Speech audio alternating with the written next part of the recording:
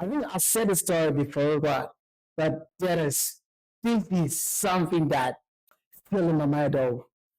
Like enter the tricycle, and after I enter the tricycle at the junction, the tricycle told me, and there was another person seated like beside me. I was the first person to enter the tricycle.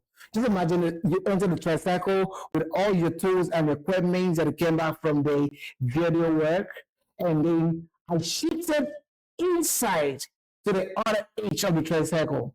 Then another person joined me, okay? But I was the one closer to the door, to the other door.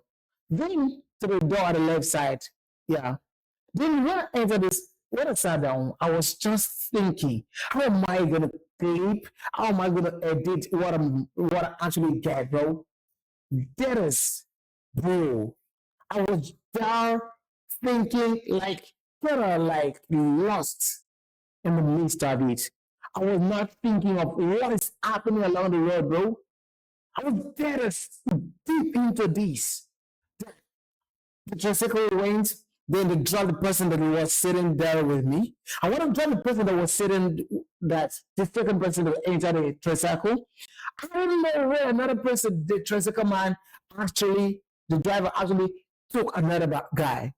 And this other guy that the driver took, I didn't know what his name was with, bro. I just sat around there, just thinking, or just thinking. You don't know, like when you're imagining what you're gonna do next. Something like that happened. I was just sitting there in thought, thinking. Okay, when I reach there, okay, I'm gonna edit this way. I'm gonna take this. Just reminiscing the moments, bro. My screaming moments with you. I was just reminiscing, and then when I got to a place, there was some like it's like a checkpoint. That place is not even a checkpoint though. It's like a place. This policeman just drove their vehicle, then passed along the road close to a fuel station, and close to this fuel station, that's how we call it. Like we call it filling station here in Nigeria. Close to this fuel station, as we were going, the policeman just stopped us. The tricycle driver stopped. And when the tricycle driver stopped, I would just come down, perhaps come out first. But I was just sitting there thinking, okay, this is as usual. These niggas are gonna come, and when they come, okay, they're just gonna face you and perhaps let it go. No, but it wasn't. Yes, it wasn't like that. And I was just there, like, okay, it's like, when you're like in your mind, you're just feeling this thing, let somebody go, bro. And niggas, then when I'm done with everything, bro, I was just sitting there. Okay. Then the next thing, the other one ran towards us and was like, oh, sit here, sit here, sit here, sit here. I was like, okay, see what? It was on the other side of the second guy was seated. That is we were two in the first circle. I was like, okay, see what? You're not saying to me, bro. Just the seven to say, an innocent mind hears nothing. Bro, that was what happened to me. That is. As I was there, these people were like, oh, the policeman was like, oh, see, I'm racing you, come out. Let the boy out. I was like, oh, maybe the cops, they saw an illegal substance with the boy. Bro, this, I was innocent, bro. Just sitting there innocently. Okay. The other person, this man came to me. I was like, who are you? And then he saw my equipment and everything that he was with. I was like, okay, I'm just coming back from a videography work, bro.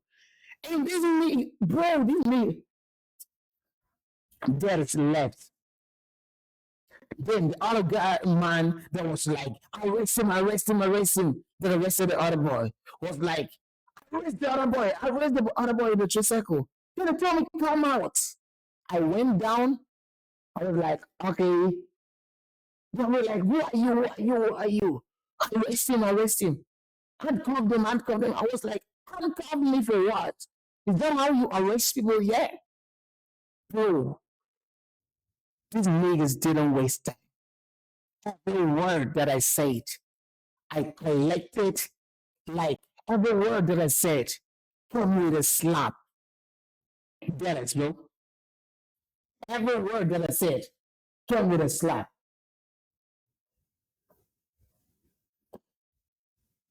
Every word that I said came with a slap.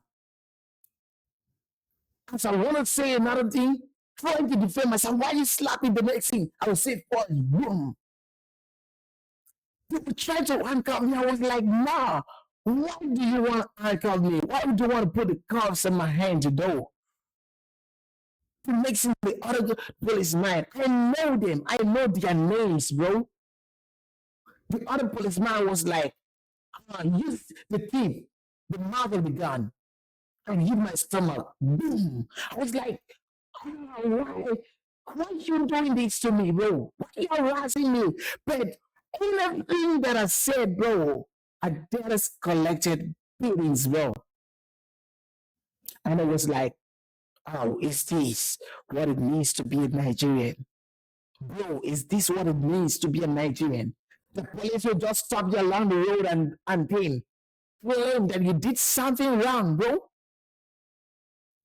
Did us. Is this what it means to be a Nigerian, bro?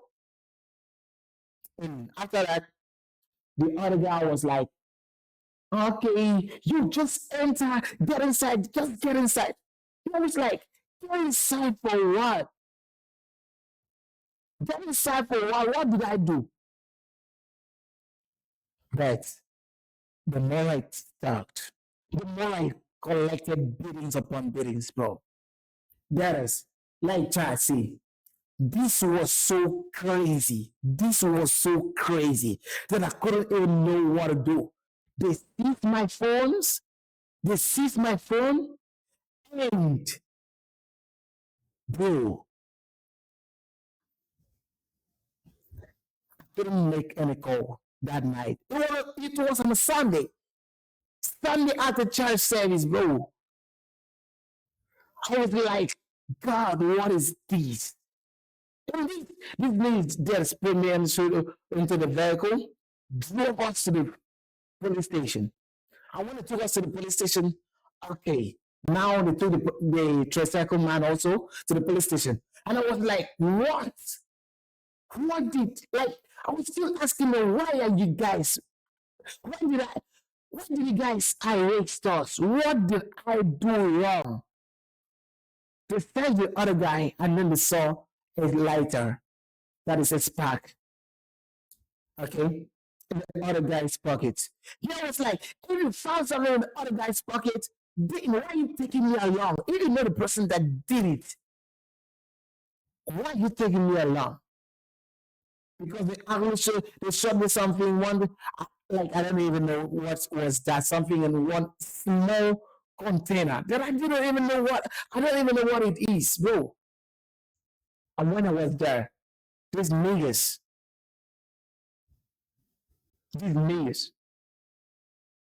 us started beating me, bro.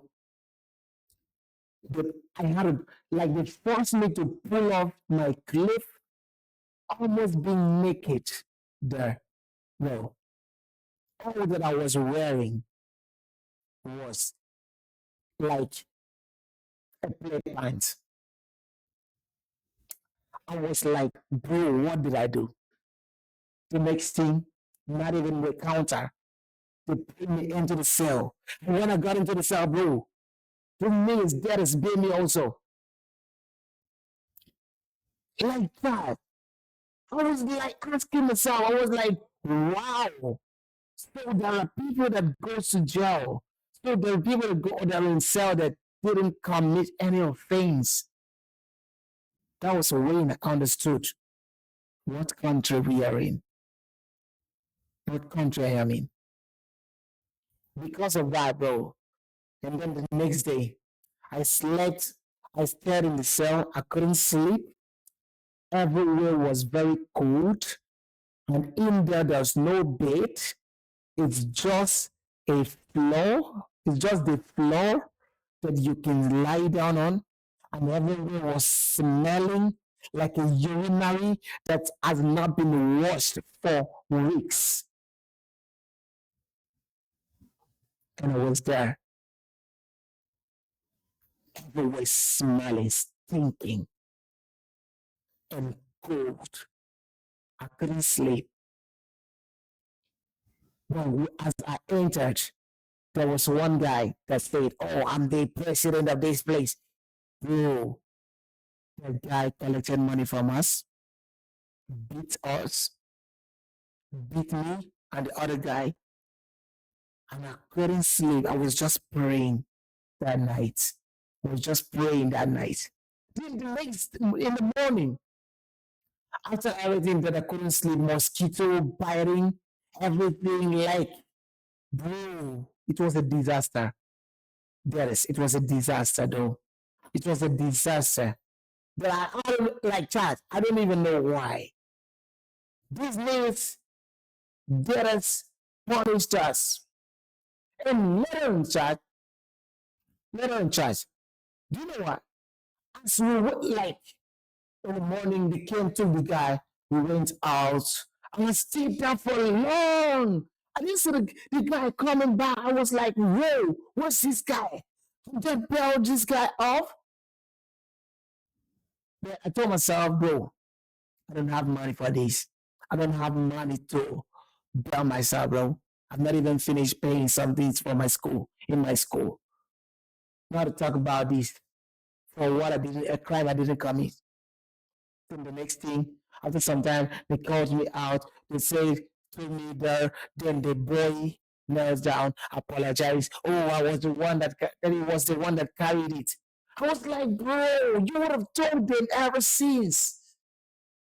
He knelt down. Oh, just apologize. I was like, okay, now this guy has apologized. Then let me go.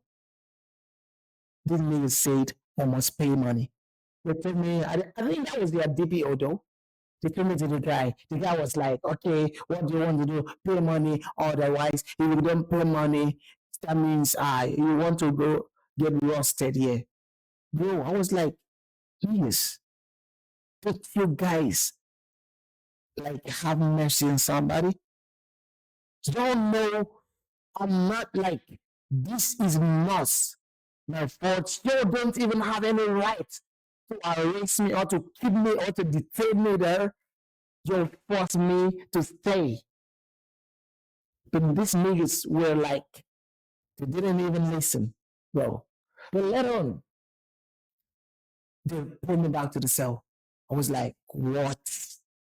But they didn't put me in the other section that was so like the inside that was smelling terribly. Although this other part was still smelling because it was the entrance to the other one. I stayed there till evening, towards evening. That was when the other guys' people came. That were of us. I was like, bro. So in the morning, I didn't eat. I was like, God damn it. Bro, I got kidnapped, literally kidnapped by the policeman. I got literally kidnapped by the policeman. Y'all don't know why I say it's kidnapped. Because how in the world will you want me to switch off my phone? You seize my phone from me. I couldn't make call. Nobody in my family knows where I am. Nobody with the stairway knows where I am. Nobody knows my whereabouts. Y'all detain me throughout the night.